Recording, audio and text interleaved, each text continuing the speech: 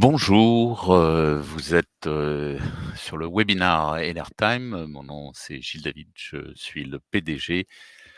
Bienvenue et en espérant que vous êtes tous confortablement installés, nous allons commencer. Alors, d'abord un petit résumé de notre vision du marché et enfin du marché de l'électricité, du marché du gaz et de manière générale du marché de l'énergie.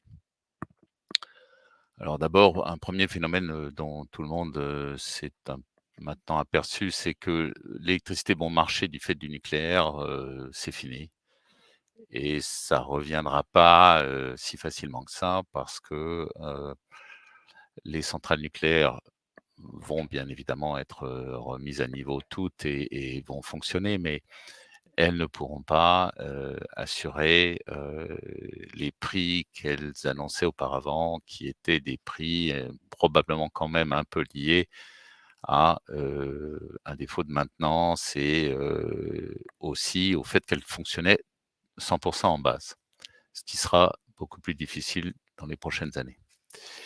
Pour nous, le prix moyen de l'électricité pour l'industrie, devrait se stabiliser autour de 80 à 100 € du mégawattheure. Alors on est nombreux à dire ça et je pense que si vous regardez un peu, heu, des organisations comme le BCG ou McKinsey ou des consultants dans l'énergie, vous aurez à peu près toujours les mêmes valeurs. Cependant, cette électricité, elle va être à un prix moyen de 80 à 100 € du mégawattheure, mais elle aura, des variations très importantes. Et en particulier, nous pensons que dans X années, alors X, pourra prendre un peu de temps bien sûr, du fait de l'électricité solaire, le prix de l'électricité, à midi, en été en particulier, sera très certainement négatif ou en tout cas très, très bas. Et que par contre en hiver, vers 20 h, un jour où il y a pas de vent, le prix de l'électricité pourrait être très élevé. Enfin très élevé, peut-être 150-160. Donc la combinaison d'un prix très bas, à certaines périodes et d'un prix très élevé à d'autres périodes fera aux alentours en moyenne de 80 à 100 € du mégawattheure. Donc la production d'électricité de pointe, l'effacement de la production de pointe, aussi bien que l'effacement de la consommation, et le stockage vont devenir des solutions clés. C'est-à-dire toutes les centrales qui pourront s'arrêter et redémarrer facilement, toutes les industriels qui pourront s'arrêter et redémarrer facilement en quelques minutes, auront, un avantage comparatif par rapport aux autres.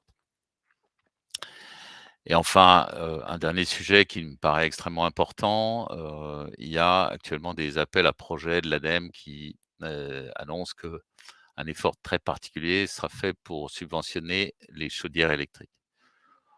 En soi, les chaudières électriques, si l'électricité ne vaut rien, c'est une très bonne solution, surtout avec de l'électricité nucléaire ou renouvelable. Par contre, la chaudière électrique, si l'électricité vaut très cher, c'est une catastrophe économique et par ailleurs, c'est quand même pas thermodynamiquement, une bonne solution et donc dans tous les cas, nous, on considère qu'il faudrait beaucoup plus, pousser des systèmes hybrides, électricité, gaz. Quand le gaz est pas cher, on utilise du gaz. Quand l'é Et si l'électricité est trop chère et inversement. Et ou, des chaudières électriques associées à des pompes à chaleur. Et ça nous paraît être l'avenir, c'est-à-dire qu'on pense qu'une chaudière électrique, alors ça dépend des températures bien sûr, si on a besoin d'atteindre des températures très élevées, alors la pompe à chaleur ne pourra pas fonctionner, mais jusqu'à 150-160 degrés. Nous sommes persuadés que la bonne solution, c'est une combinaison, éventuellement une chaudière électrique et d'une pompe à chaleur. La chaudière électrique pouvant avoir un certain avantage de flexibilité, et pour, en cas où quand l'électricité vaut rien, on peut être intéressé à utiliser une chaudière électrique plutôt que la pompe à chaleur. Alors, Enertime Petit à petit, nous affinons, le marché sur lequel nous allons mettre tous nos moyens. Parce que, jusqu'à présent, ces marchés étaient un petit peu flous jusque, je dirais, dans les années 2020, parce qu'il n'y avait aucune aide, pour l'efficacité énergétique électrique, parce que le prix de l'électricité était extrêmement bas sur le réseau et que donc, il était parfois un peu difficile de comprendre quels étaient vraiment les clients, qui, sur le long terme, allaient acheter nos machines de manière régulière. En dehors des applications comme la géothermie ou la biomasse où, la France n'a aucun avantage, comparatif, c'est même pire, la géothermie et la biomasse en France métropolitaine sont, dans le cas des ERC, un tout petit marché. En fait, ce que nous avons, maintenant décidé de cibler, ce sont d'abord, bon, des ERC clés en main, c'est-à-dire des ERC, tout le système de récupération de chaleur, que nous offrons essentiellement via énergie circulaire, donc comme un service, en utilisant les 21 millions d'euros mis à disposition par Demeter, qui est enfin par le fonds, Climate Investment Fund de Demeter et en ciblant en priorité les cimenteries et les verreries. Il nous semble qu'aujourd'hui, il y a un marché énorme en Europe pour les cimenteries et les verreries et que, sur la récupération de chaleur industrielle, c'est là où il faut concentrer nos efforts et nous allons concentrer nos efforts sur ce marché dans toute l'Europe. Deuxièmement, il y a un deuxième marché, qui semble reprendre beaucoup, de poil de la bête, je dirais, qui est le marché de l'incinération. Il faut savoir on a fourni des machines, sur des incinérateurs en France qui fonctionnent très, très bien et qui tout d'un coup en 2020 et surtout, 2021-2022 sont devenus des machines à cash pour ces incinérateurs, puisque ces ORC, pouvaient vendre, sur le marché à des prix extrêmement, élevés ou permettaient d'éviter que l'incinérateur ait à acheter de l'électricité très chère sur le réseau. Et donc on voit très clairement, que, partout dans le monde, mais beaucoup en Europe, l'incinération utilisant des ORC, que ça soit sur des incinérateurs existants qu'on va équiper d'ORC ou sur des nouveaux incinérateurs qui en général utilisent à ce moment-là de l'huile thermique, pour après alimenter un ORC haute température, sont devenus de plus en plus, la règle. Et puis la biomasse qui en France a toujours été, traitée comme un sujet, réservé à un certain nombre d'acteurs et d'applications, mais qui dans le monde entier, reste une application intéressante des ORC. C'est-à-dire de produire de l'électricité en brûlant de la biomasse dans des chaudières pour faire de l'électricité et de la chaleur éventuellement pour un réseau de chaleur. Donc ça, c'est les 2 cibles principales qui vont nous rapporter, je dirais la majorité du chiffre d'affaires sur les 2 ou 3 ans qui vont venir. Et puis un troisième sujet, qui nous tient à cœur parce que c'est les ORC en géothermie, la géothermie, c'est la mère des ORC, c'est la technologie mère des ORC. C'est-à-dire, c'est la technologie où, en fait, nos concurrents ont déployé le plus d'ORC et qui a le plus gros potentiel, dans le futur.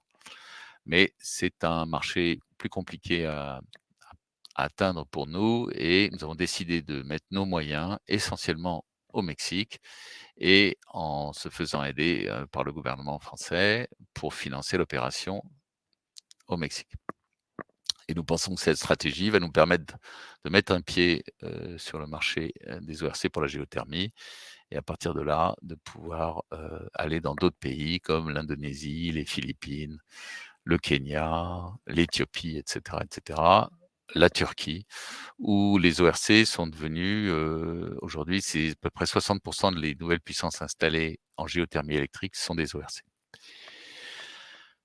Un autre sujet, c'est la société Stolect avec lequel nous travaillons depuis déjà presque 3 ans, qui est une société qui développe, une solution de stockage d'électricité, qui a la particularité de ne pas utiliser de batterie électrique, mais d'utiliser du stockage de chaleur à haute température. Heu, Nous travaillons pour fournir à Stolect les compresseurs et les turbines dont Stolect a besoin et nous allons aider Stolect à déployer cette technologie en France et à l'international, tout en lui fournissant une partie de la solution sous forme de nos turbomachines. Le troisième sujet, important pour nous est de développer énergie circulaire et pour ça, nous sommes en discussion avec des sociétés, de services énergétiques qui ont, des compétences dans certains domaines et en particulier dans la vente d'électricité sur le marché, l'agrégation et la gestion, des pointes et des effacements, de travailler avec un de ces industriels pour améliorer notre offre auprès des industriels en France et dans le reste de l'Europe.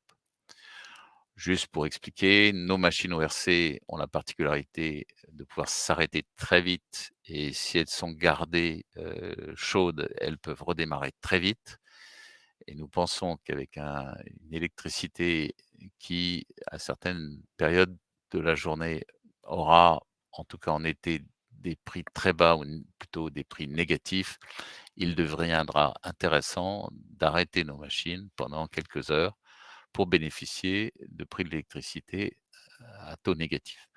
Une autre façon de voir ça serait que RTE, subventionne, des producteurs d'électricité pour qu'ils s'arrêtent très, très vite, ce qui nous paraît être, une partie de la solution, de l'excès d'électricité sur le réseau que nous allons voir apparaître quand le solaire aura multiplié par X, sa puissance installée.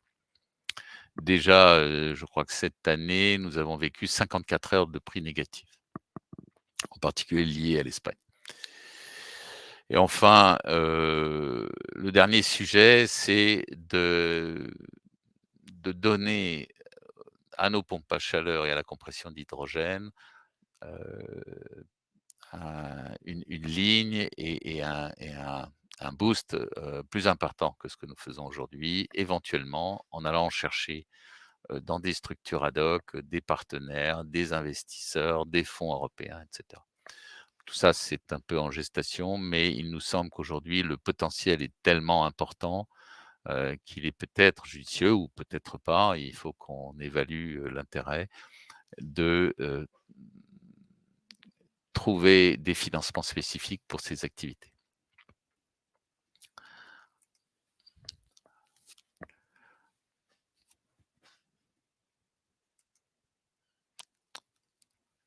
Alors, alors je vais un peu vite, non, c'est bon. Alors, au niveau des les prises de commandes, heu, le carnet de commandes, à mars de cette année, est de l'ordre de 11 millions d'euros. Cela, on inclut dedans, en particulier un chiffre d'affaires potentiel en maintenance et un certain revenu sur le projet Veralia, mais qui seront décalés dans le temps. Heu, Ce carnet de commandes de 11 millions, de l'ordre de 45 va être reconnu en chiffre d'affaires en 2023 et le solde en 2024. Sur le pipeline, aujourd'hui le pipeline, réel, c'est-à-dire un pipeline, sur lequel nous pouvons, échanger et démontrer que ces projets sont très sérieux et nos chances d'obtenir une partie de ces commandes sont importantes. Mais bien évidemment, tout le pipeline ne se transformera pas en commande. Aujourd'hui, nous avons 2 projets que nous mettons en avant dans le pipeline. C'est un projet dans les Hauts-de-France et un projet en PACA. Dans les Hauts-de-France, c'est un four de recyclage de zinc et en PACA, c'est une cimenterie. Ces projets ont obtenu des subventions ADEME et nous sommes assez confiants sur, leur déploiement. Par ailleurs, il y a, environ, oui, 7 projets, beaucoup en France, et quelques-uns en Europe et un en Asie du Sud-Est, sur lequel nous fondons de bons espoirs. Donc un premier et là, c'est une discussion que nous avons actuellement avec la société Stolect et je pense que nous devrions conclure assez rapidement. Des incinérateurs, pas trop loin de Paris, qui devraient, pouvoir se signer cette année ou en début d'année prochaine et un en région PACA. un four, de ferro-silice sur lequel nous sommes en discussion, qui est en compétition avec une autre société, dont je tairai le nom. Et puis 3 autres projets sur lesquels nous pensons être en discussion quasiment exclusive, ce qui ne veut pas dire que ces projets se feront, mais pour des montants très significatifs. Au final, l'objectif, par rapport à ces 84 millions, c'est de signer 10 millions d'euros supplémentaires minimum. Nous pensons que cet objectif est assez, raisonnable et devrait être atteint, entre maintenant et fin décembre de cette année.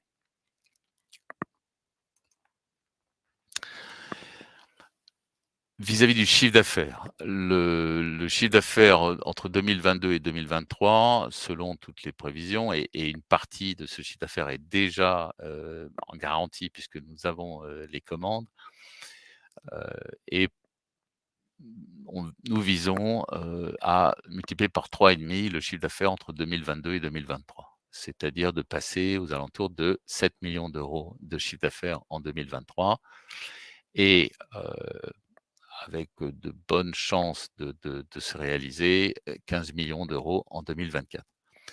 15 millions d'euros correspond au chiffre d'affaires minimum que nous devons faire pour être proche de l'équilibre.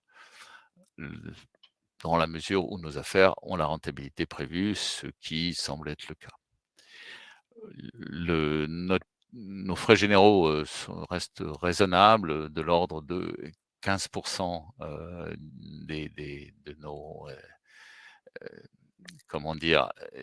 Des, éc enfin disons nos frais généraux, à 15 millions d'euros représentent 15 à 20 du chiffre d'affaires, c'est-à-dire de l'ordre de 3 millions. Et donc une fois atteint ce chiffre de 3 millions, nous serons dans le vert.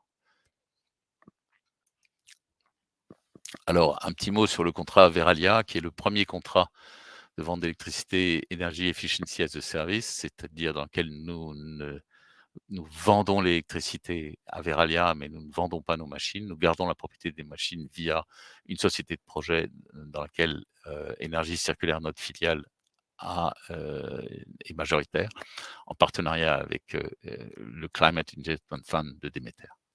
Et donc, sur ce projet particulier qui est relativement petit, pour les projets que nous ciblons, mais c'est un projet un peu emblématique, nous réduisons d'à peu près 8 la consommation électrique de cette usine qui se trouve au nord de Lyon.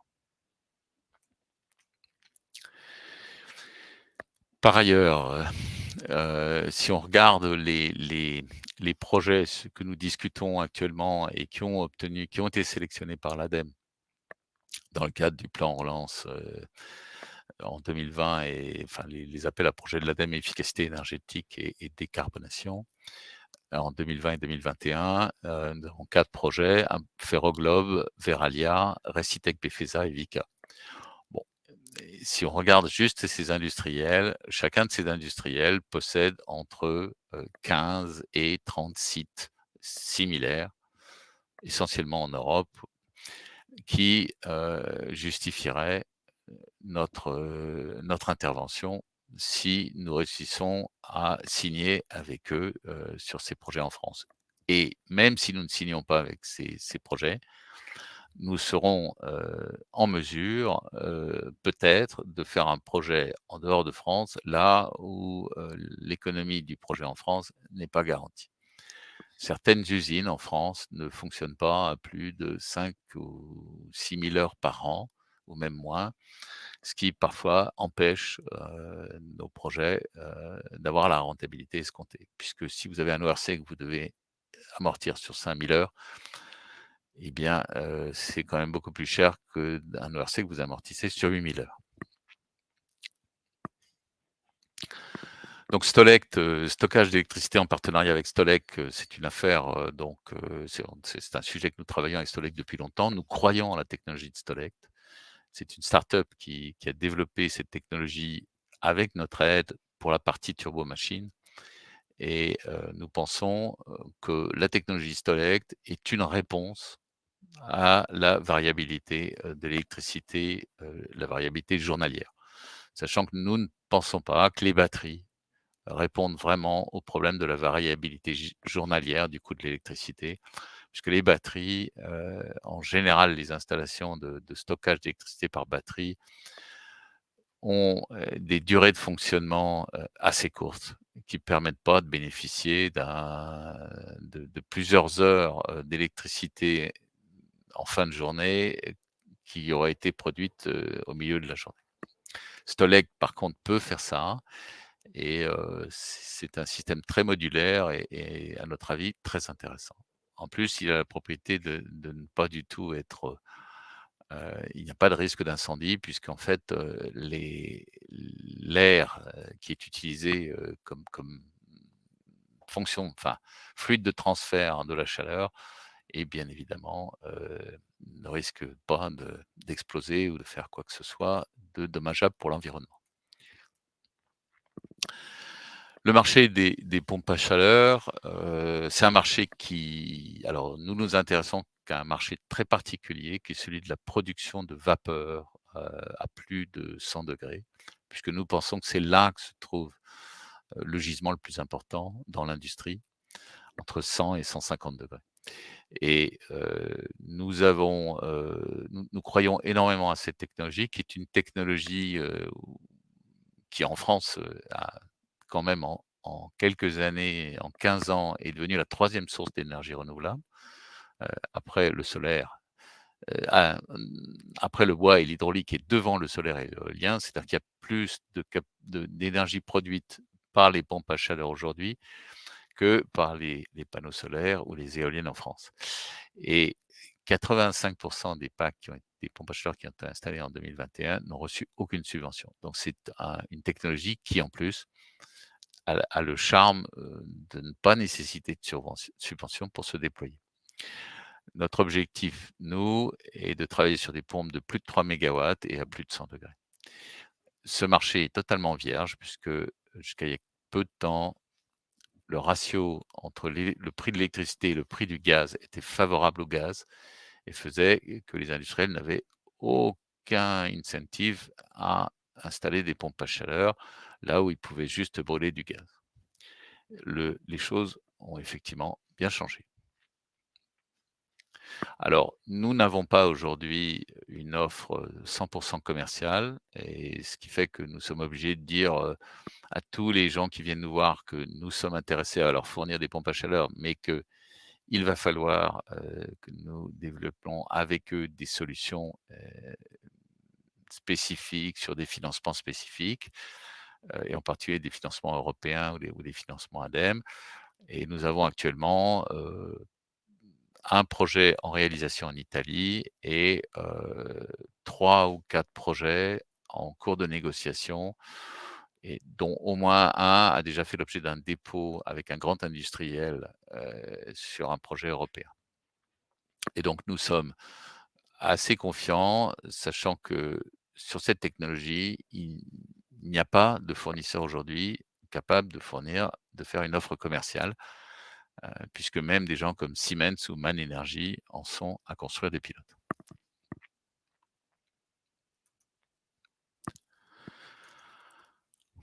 Alors, les chiffres, 2022, je pense que vous avez dû déjà, les voir. Donc effectivement, soyons clairs, la covid nous a très fortement impactés, parce qu'entre en 2020 et 2021, nous n'avons pas pris de nouvelles commandes et quand vous êtes une société qui ne prend pas de commandes pendant 2 ans, heu, il faut vraiment une résilience et finalement un un business particulièrement attractif et porteur pour arriver à survivre. Nous avons passé, la période de 2020-2021. 2022 n'a pas été brillant parce que les commandes sont arrivées tardivement dans l'année, mais 2023 devrait nous permettre de revenir à un rythme de croisière et donc de multiplier par, 3,5 le chiffre d'affaires. Par contre, d'un point de vue trésorerie, nous avons attaqué l'année avec une bonne trésorerie, et nous sommes, encore maintenant, dans une situation tout à fait correcte en trésorerie.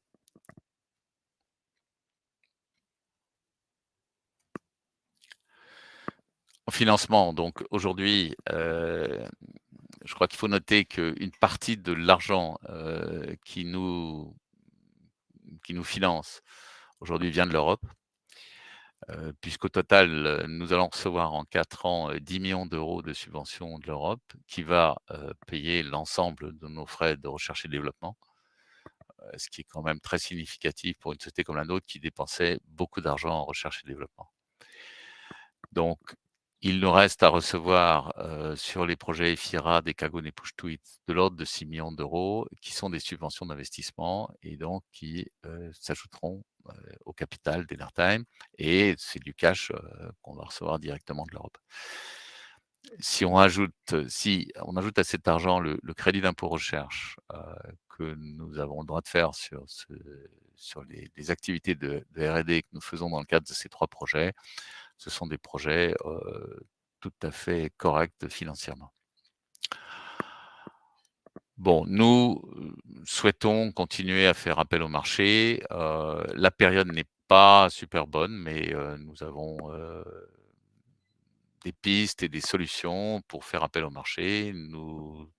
Pour l'instant, les choses, sont en gestation et nous travaillons sur le sujet. Nous envisageons éventuellement, mais sous réserve de l'accord, qu'on cela sera bon, mais ce sera peut-être dans plusieurs années, sous réserve de l'accord du Climate Investment Fund, de éventuellement faire rentrer de nouveaux actionnaires dans l'énergie circulaire et profiter éventuellement d'une plus-value sur les actions d'énergie circulaire.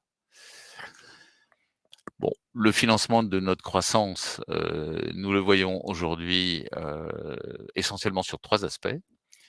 Donc émission d'obligations convertibles puisque c'est ça le comment dire? C'est ce qui nous a permis l'année dernière de préfinancer en fait, des paiements très importants que nous avons reçus de l'Europe, sur le projet Décagone et donc ce qui nous a permis de faire le bridge, entre le moment où nous avons besoin de cet argent et le moment où nous avons reçu les paiements de l'Europe. Nous comptons mettre en place un préfinancement des C2E qui sont un comment dire? Une partie significative des projets en France, gagnés auprès de l'ADEME puisqu'ils financent, ils subventionnent l'installation en partie. Le CIR qui devrait grossir dans les prochaines années du fait de l'activité, EFIRA, Décagone et Push-to. Et puis, les trésoreries sur contrat, c'est-à-dire que alors les contrats export, plus intéressants que les contrats France puisque nous bénéficions d'un préfinancement export BPI-France qui nous permet d'avoir une trésorerie, tout à fait intéressante sur les projets export. Et sinon en France, des acomptes à la commande et des paiements, qui suivent nos courbes de cash sur les projets ou qui sont meilleures que le courbe de cash sur les projets. Les ODIRNAN qui restent là comme un bridge, et sur lequel on continue à ne pas vouloir les utiliser, mais à être prêt à les utiliser si cela est nécessaire.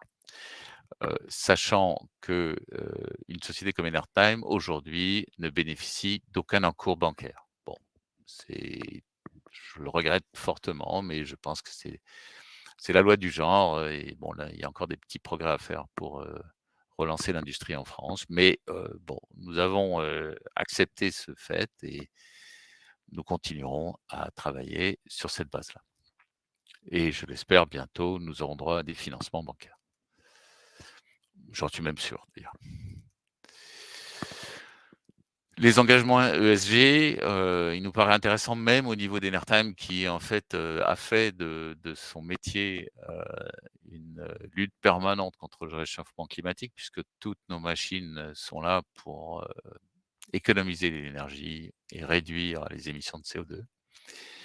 Donc nous sommes, dans 3 ODD comme, il est expliqué du pacte des Nations unies qui est l'ODD 7, l'ODD 9 et l'ODD 13 qui font partie, des objectifs développement durable, reconnus par les Nations unies. Et puis nous avons décidé de mettre au point ce qu'en anglais on appellerait une mission statement, pour, mieux définir, vis-à-vis de nos nouveaux employés et vis-à-vis des investisseurs, quels sont objectifs et quelles sont nos valeurs et donc je crois que, les valeurs sont maintenant assez claires.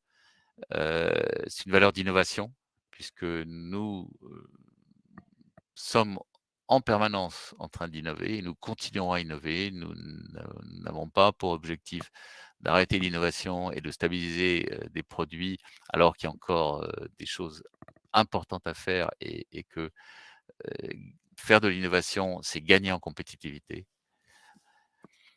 Le service client, et nous le déployons aujourd'hui avec énergie circulaire, mais pas seulement. Nous avons, sur toutes nos machines des contrats de maintenance qui permettent à nos clients, d'avoir des garanties de disponibilité très élevées sur toutes les machines installées. La sécurité qui est un sujet important puisque Enertime travaille en partie avec des fluides explosifs, qui sont, des dérivés, des alcanes, hein, donc cyclopentane, butane et donc nous avons besoin de ces fluides pour la performance de machines, mais nous devons assurer la sécurité, de nos clients et de nos employés à, 100. Équité, diversité, inclusion, je pense que c'est une valeur importante de la société. Nous avons de l'ordre de 30 du personnel qui n'est pas né en France. Nous avons, 25 à 30 de l'équipe, féminine. Nous sommes, chercheurs de talent et nous je pense que nous donnons aux talents, les résultats, enfin les carrières et les réussites, qu'ils méritent. Philosophie du management, une société qui est peu, hiérarchisée avec bien évidemment le patron, c'est-à-dire moi, à la barre, mais une capacité, je pense, au niveau des N-1 et N-2, comme on le dit, de prendre des initiatives et de participer aussi à la stratégie de la société. Liberté d'entreprendre, je suis un fervent, défenseur de cette liberté d'entreprendre et de liberté de parler, à des actionnaires et d'avoir des actionnaires qui parient sur une société privée, heu et pas seulement, ou pas du tout de l'argent de l'État, qui est mis en capital dans des sociétés, qui est une bonne chose, hein, mais qui doit faire le plus de place possible à, des entrepreneurs et des actionnaires.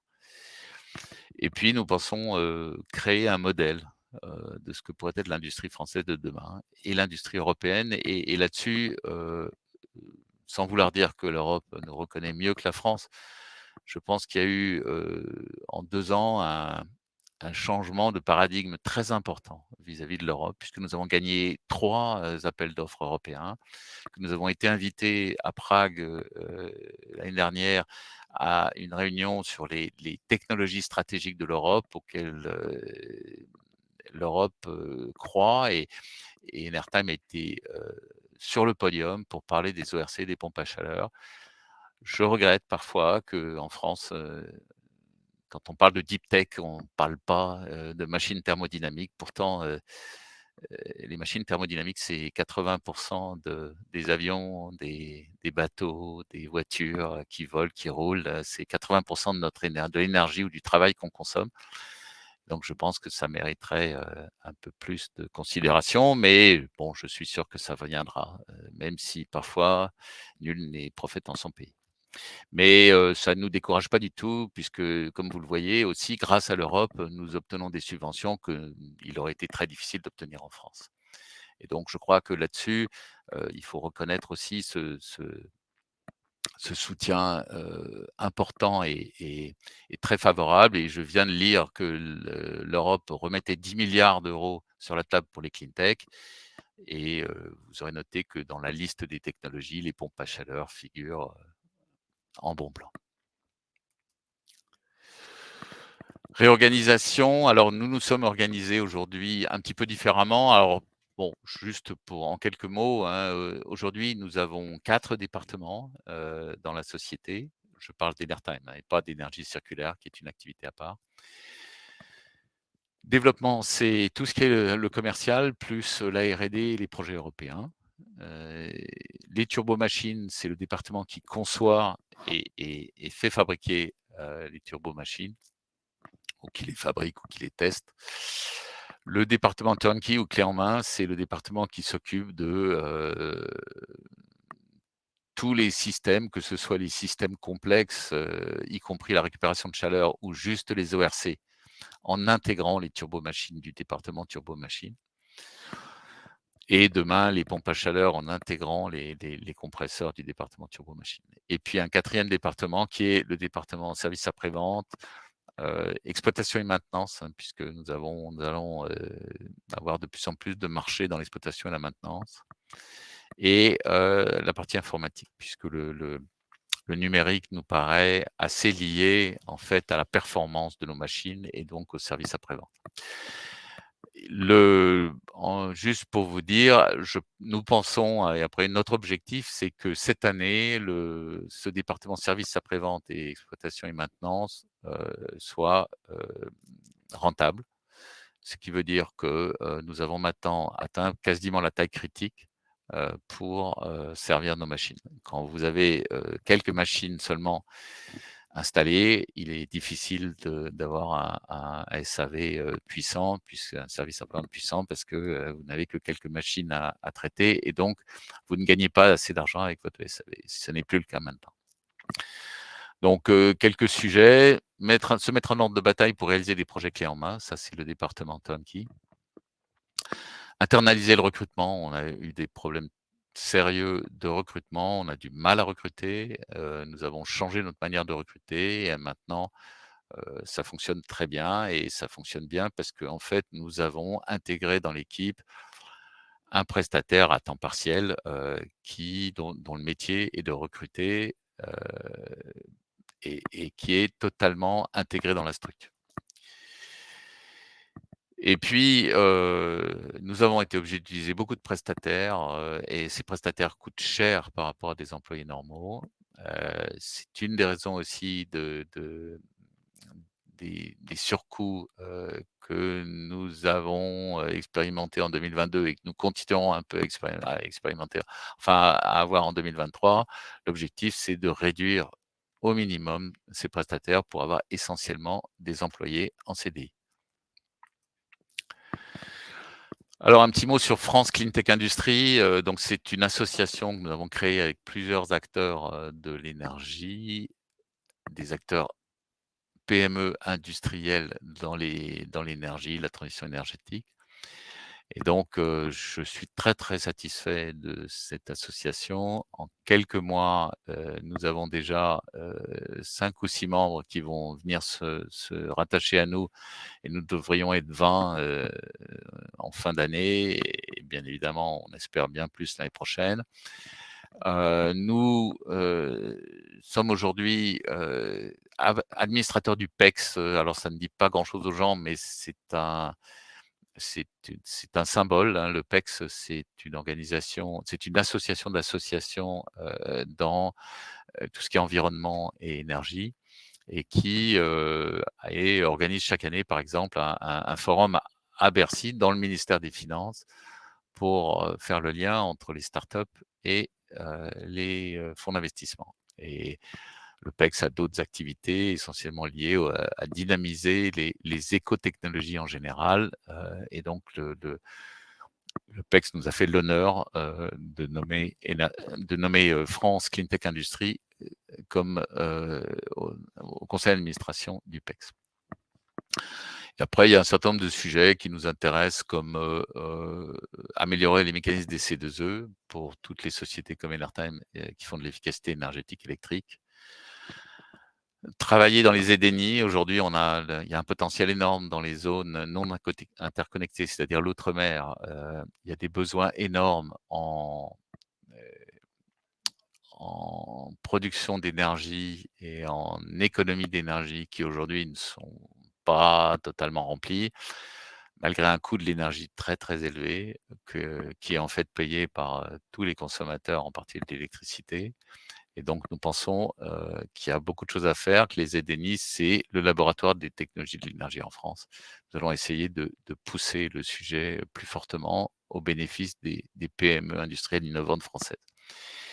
Et puis, nous pensons que l'industrie ne se finance pas, comme le numérique. Non pas que l'industrie soit mieux ou moins bien que le numérique, mais, le système de financement des startups et de développement des startups reste quand même, orienté, pour le financement, des startups du numérique et beaucoup moins pour le financement des startups industrielles et en particulier pas des startups industrielles qui pendant, 10, 15, 20 ans, ne construiront pas une grande usine qui emploiera beaucoup de monde. Il y a des startups comme Enertime, par exemple, nous sommes 60 ou 55, n'ont pas la prétention de créer des milliers d'emplois demain matin. Par contre, sur le long terme, nous avons la prétention de devenir une ETI, qui apporte énormément de richesses au territoire et en particulier beaucoup d'exportations. C'est un sujet que nous allons traiter de manière, détaillée et en contact rapproché avec, l'assemblée, les sénateurs et les ministères, heu, y compris au niveau des conseillers des ministres et aussi au niveau de l'administration. Voilà, j'en ai fini, je vous fais passer le message que l'assemblée générale, c'est la semaine prochaine, que si vous êtes actionnaire, s'il vous plaît, votez. On a besoin de tous vos votes, c'est important pour nous que tous les actionnaires puissent voter. Je tenais aussi à vous parler comment dire? De mon, heu, comment dire? Du fait que j'ai une grande foi dans Enertime, que cette foi, elle se réalise tous les jours dans les contacts que nous avons, avec les clients, dans les négociations qui sont en cours, dans l'intérêt de certains investisseurs pour venir, nous épauler ou épauler Énergie Circulaire. Je suis, très très motivé pour, continuer à, défendre la société et la faire grandir et en faire ce qu'elle doit devenir, c'est-à-dire une société, ETI majeure, dans les clean tech de la dans la transition énergétique. Et donc je vous remercie d'être tous là. Je vais répondre aux questions, heu, que vous avez pu poser sur le chat et sinon, bah, je vous invite à venir, à la fin, la semaine prochaine en vous inscrivant avant à l'assemblée générale et ou, dans tous les cas à voter. Merci en tout cas de m'avoir écouté. Alors, une question, c'est pourquoi se concentrer sur les verreries alors que celles-ci vont devoir abandonner la fusion au gaz ou au fioul au détriment de l'électricité avec pour conséquence pas de chaleur à récupérer? Alors, d'abord, c'est surtout les cimenteries qui nous intéressent, les verreries nous intéressent aussi. Les verreries, transformer des fours à gaz en fours électriques nous semble, quelque chose d'un peu curieux, mais dans le sens où nous pensons qu'il y a d'autres méthodes pour, effectivement électrifier les verreries et où nous pensons que, le prix du gaz par rapport au prix de l'électricité va rendre difficile, l'économie des fours électriques. Mais dans tous les cas, nous pensons que les fours sont hybrides et qu'il y aura des fours à hydrogène, qu'il y aura des fours au gaz vert, il y aura tous les fours possibles. Aujourd'hui, dans les 20 ans qui viennent, nous pensons qu'il y aura, encore pas mal de travail pour nous, pour les fours à gaz. Mais, dans tous les cas, aujourd'hui, ces verreries, ce ne sont pas des très grosses capacités, même si elles sont intéressantes pour nous. Ce qui nous intéresse beaucoup, c'est les cimenteries, qui elles ont des beaucoup plus grosses capacités.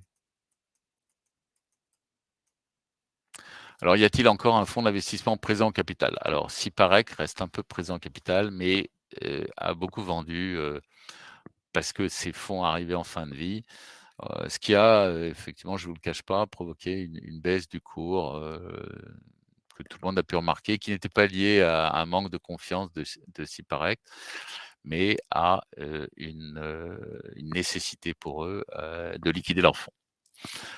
Je J'ai beaucoup apprécié le soutien de Syparex, je pense que de nouveaux fonds vont rentrer au capital ou peut-être des opérations un petit peu plus structurantes, nous avons des discussions à ce sujet.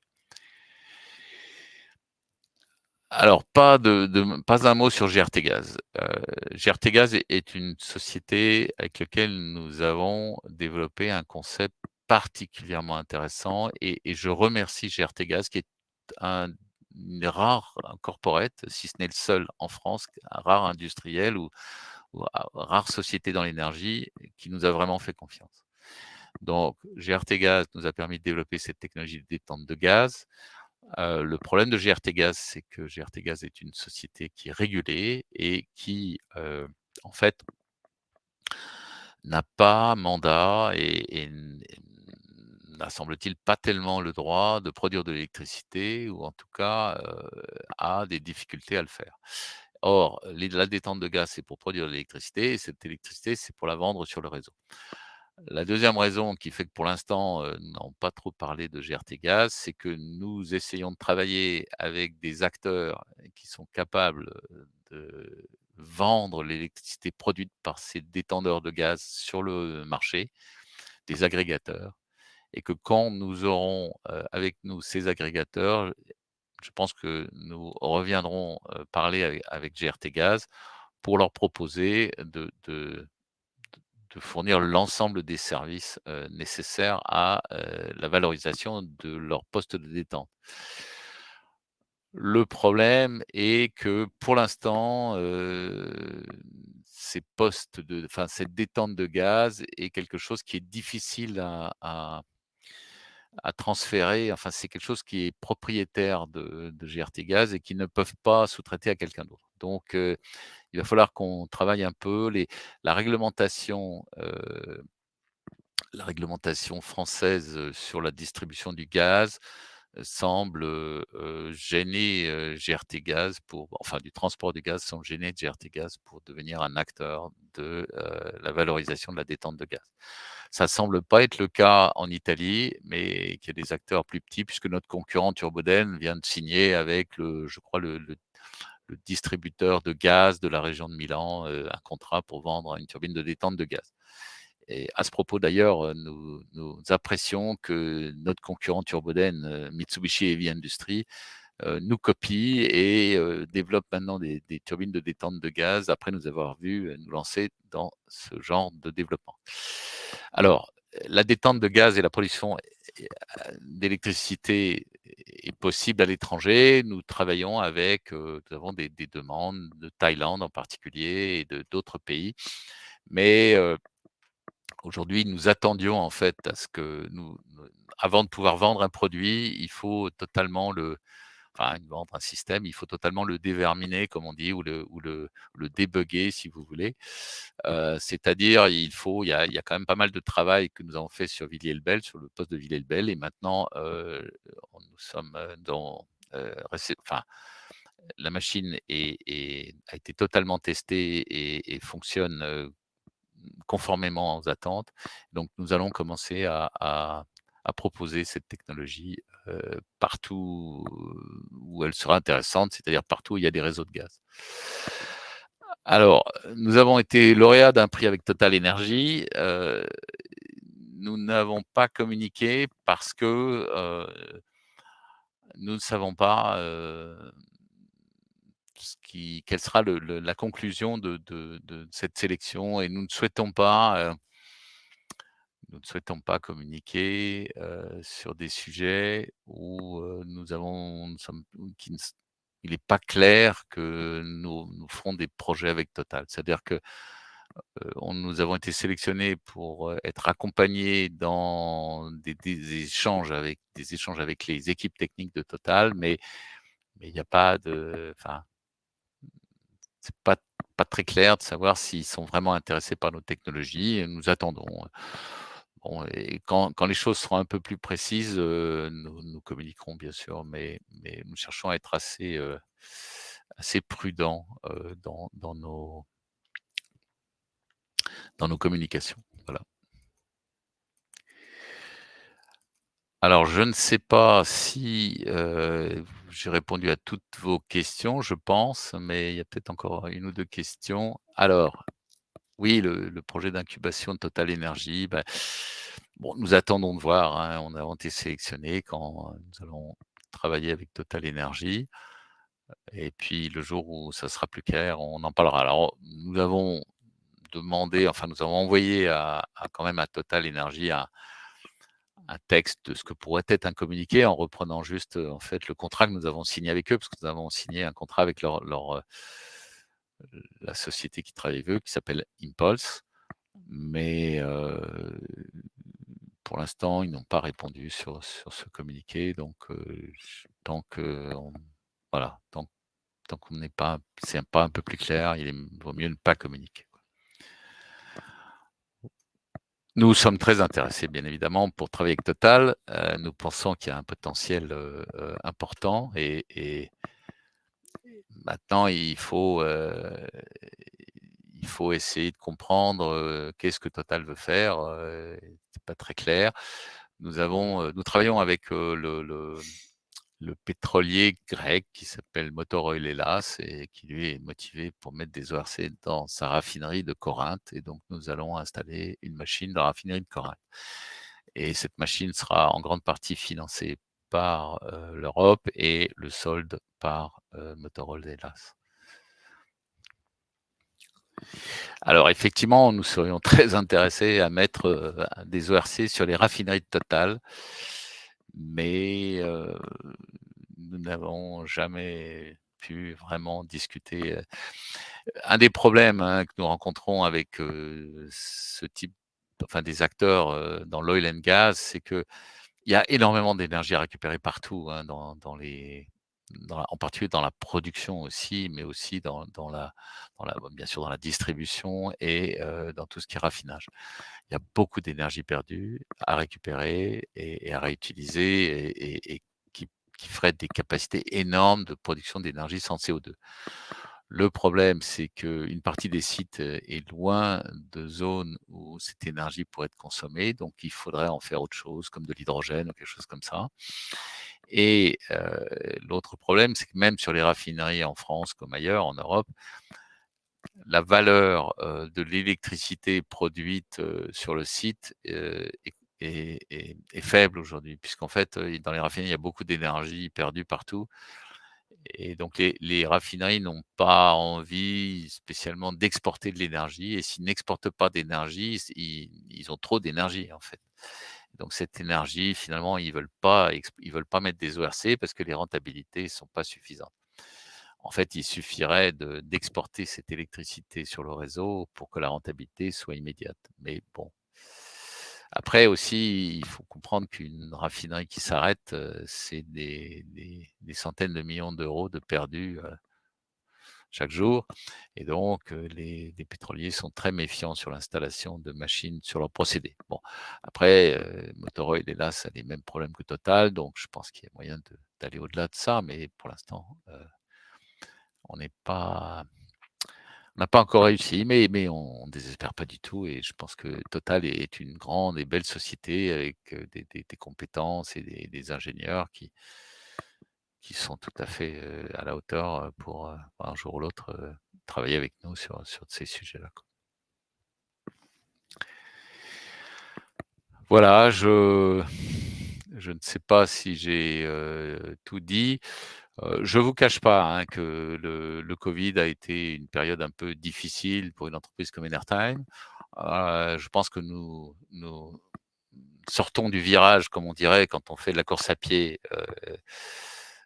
en tête, et je pense que, nous allons, vraiment, accélérer dans les prochains mois et les prochaines années. Bien évidemment, nous avons besoin du soutien de nos actionnaires. Nous avons besoin du soutien des banques et des investisseurs, mais nous sommes confiants que nous allons les trouver. Il y a pas de le l'augmentation du chiffre d'affaires se traduit bien évidemment par une augmentation des besoins de trésorerie, mais nous pensons, pouvoir gérer ça sans problème.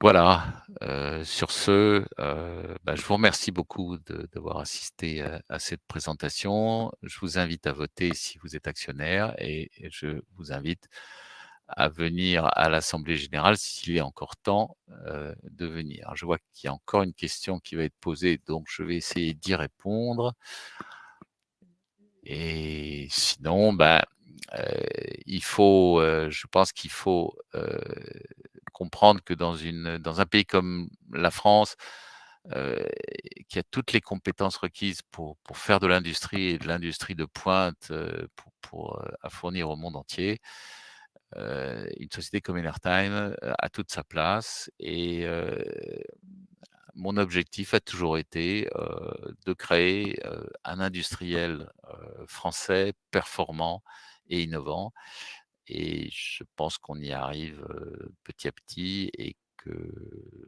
les prochaines années vont être extrêmement fructueuses. Merci beaucoup, bonne soirée à vous et n'hésitez pas à communiquer avec nous via le site internet ou en envoyant des mails, j'aurai toujours plaisir à répondre à des mails envoyés à contact@enertime.com. Merci, bonne soirée, au revoir.